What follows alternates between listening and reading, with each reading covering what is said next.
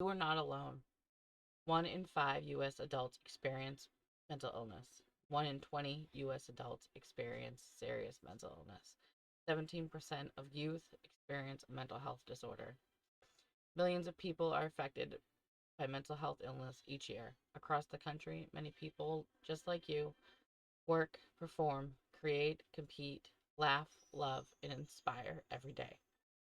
You are not alone. This year, I will be doing a Do It Your Way fundraiser for the National Alliance on Mental Illness, NAMI. My brain worked when I was about 10 or 11. Um, that was when I had suicidal thoughts. Not really to do it, more thinking of it. That that was around then. Um, just how it would be, which that's not a, how a 10-year-old should be thinking. When I was 15, just about on my 15th birthday that week, um, I had tried to complete unsuccessfully. Like in 2017, my baby brother completed. September 14th, 2017, Jason Paul Dickey took his life and left all of us, our family, his friends. He left a very large hole in our lives. And if you knew Jason, and I wish so many more people did know him because he was so loving and caring and generous, and his heart was so big. It didn't make sense. It doesn't make sense. But he struggled for a while, and he thought he was alone. That's the only explanation, is he thought that he was alone. But he knew he wasn't, because he had our parents, me, our brother, our sister, his friends. But that's how it goes in when it's once it's in your head. If you don't find that small little grasp of hope to reach out just to anybody, and then there's no changing your mind. But you're not alone. Ugh, not alone. Sorry, I'm looking at. I want to get a phone number right. There is the 988 number, which you can text. You can call it. You're not alone. I want to put that out there now. You're not alone. If you don't have the family or the friends, you can there's still somebody out there who will be there for you. NAMI also has a helpline. It's 800-950-6264.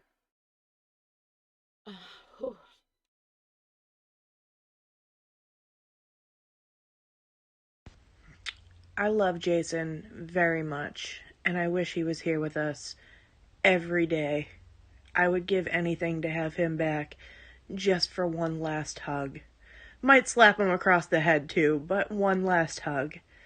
They were the best hugs that I've ever had. He held on and wouldn't let go until it felt like your soul was leaving your body. All your troubles would just melt away, and he'd hold on even tighter.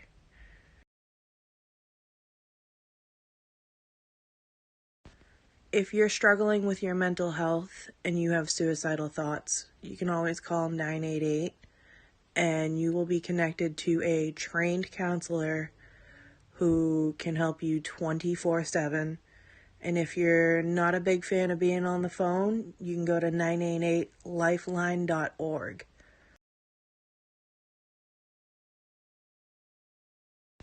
One of my favorite stories of Jason was the first night we went to Vegas together. He was only 17, so he couldn't gamble, so him and his best friend decided they were going to walk the strip all night. When they came back to the hotel and they were talking to Jason's parents, they were super excited. And Jason goes, "Hey, Mom." She goes, "Yeah, honey?" He goes, "They're giving out these cards. They're like Pokemon cards, but they have girls on them." And I thought that was the funniest thing ever. Is doing a fundraiser for NAMI, which is the National Alliance on Mental Health Illness, which is dedicated to providing crucial resources for mental health, offering support, and creating awareness that mental health matters to everyone. And together, let's bring mental health into the light and make a difference. So, if you can, every contribution counts. It's not required, but it does count. I've had many times, I'm not going to name names on stream, but I have a particular person in my life that has been on the shelf and has had the intrusive thoughts and has wanted to not be on this world. And fortunately, this person has the strength to come back. But there's moments. It's a struggle. And, just by having conversations with somebody and knowing they're not alone and that there's somebody they can talk to could literally be a matter of life and death. And I was like, I need to think about me and put me ahead of everybody else. As a mom, we all do it. We all put everybody else's needs ahead of our own. But then I realized that if I don't have my mental health in check, then I'm not the best mom I can be. Therefore, I did a lot of work and utilized all the resources that are out there provided by these companies, these organizations, and I'm in such a better place now because I have the support. I have my rock, my husband, and my kids, and they're everything to me. But every day is a battle to stay in that positive mindset, stay looking ahead and not staying stuck.